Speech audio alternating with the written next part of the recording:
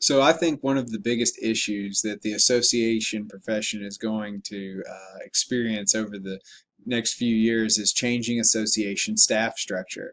And I think there are several contributing causes to this. One is a long-standing cause, lessons learned from the recession.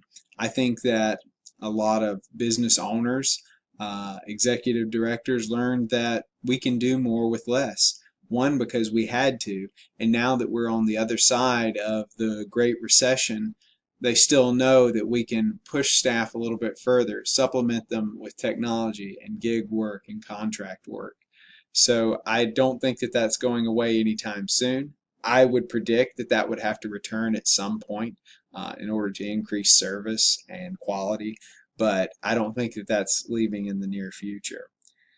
Environmental pressures also are putting pressure on associations, and I think that it's going to lead to change. You think about changes, for example, in healthcare with the Affordable Care Act, and that has increased the cost to employers to hire.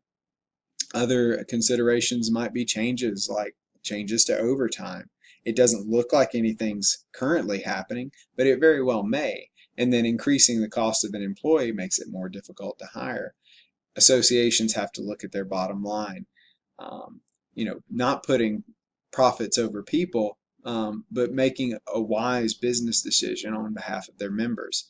Teleworking is on the increase, and that's good for employee satisfaction. And it also saves the association money. So I don't see that being a bad thing, but what does in-office staff time look like? We continue to see this rise in the gig economy where folks are deciding to work on single task ideas or one focused area. And I think that's only going to increase. And I know that we've certainly used that in our association. Flexibility for the executive director in hiring decisions, that comes from how they select staff. You select the staff that only require a more intimate knowledge of the organization and its members to actually be in office staff. That frees them up to make hiring decisions where they allow more teleworking. They can hire two positions instead of one, hiring part-time. Automation and artificial intelligence are on the increase.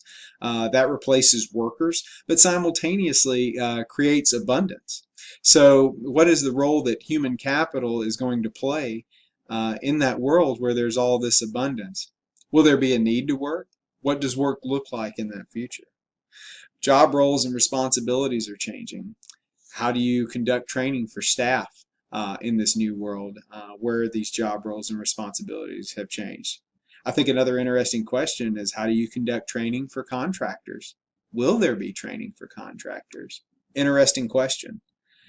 So what will the association of the future look like from a staffing perspective? I don't know.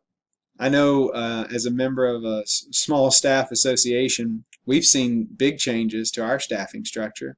This includes a decrease in staff while simultaneously increasing our output. We've leveraged technology, we've leveraged the gig economy and contractors to get the work done. Do you see this too in your own organizations? How will associations respond to these same issues that our members are also facing in their professions and in their industries?